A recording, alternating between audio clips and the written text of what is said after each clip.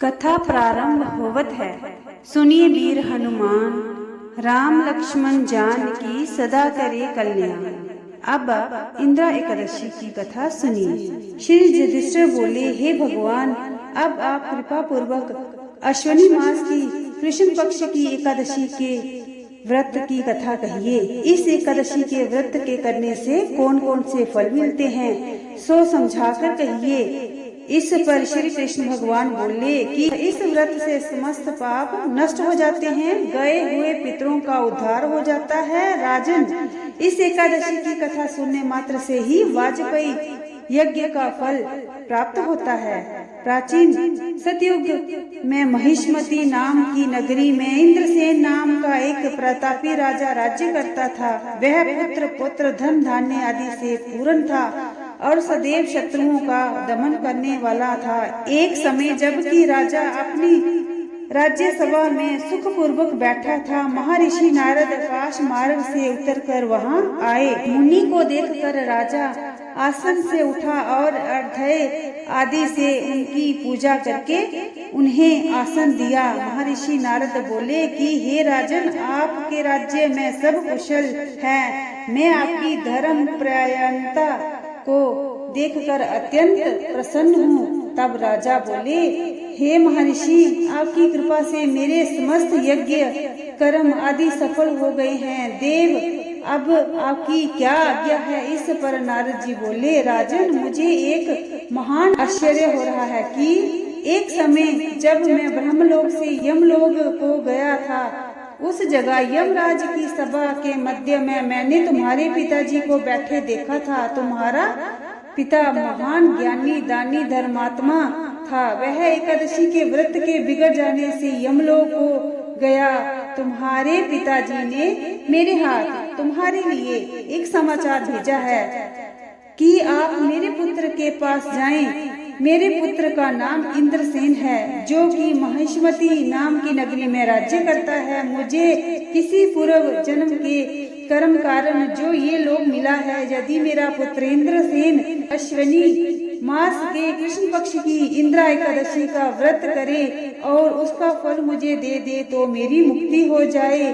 इस लोक से छूट कर स्वर्ग लोक में वास करूं। जब राजा ने महर्षि नारद जी से ऐसे पिता के दुख पूर्वक वचन को सुना, तब उन्हें महान दुख हुआ और इंद्रा एकादशी के व्रत की विधि पूछने लगे। हे नारद जी, अब आप कृपया मुझे इस एकादशी के व्रत की विधि बतलाइए।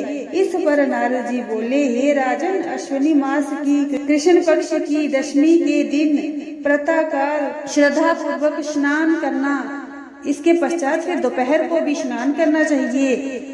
उस समय जल से निकल श्रद्धा पूर्वक पितरों का श्राद्ध करें और उस दिन एक समय भोजन करें और रात्रि को पृथ्वी पर शयन करें। इसके दूसरे दिन अर्थात एकादशी के दिन प्रातःकाल दातुन करें और स्नान करें। उसके पश्चात भक्ति पूर्वक व्रत को धारण करें और कहना चाहिए कि आज निराहार रहूंगा और समस्त भोगों को त्याग दूंगा। इसके पश्चात कल भोजन करूंगा। हे भगवान, आप मेरी रक्षा करने वाले हैं, आप मेरे व्रत को निभाइए। इस प्रकार आचरण करके दोपहर को शालिग्राम जी की मूर्ति को स्थापित करें और उत्तम ब्राह्मण को बुलाकर भोजन कराएं और दक्षिणा दें। भोजन में से कुछ हिस्से को गो को खिलाएं और विष्णु भगवान को धूप दीप निवेद आदि से पूजा करें और रात्रि को जागरण करें। इसके उपरांत द्वादशी के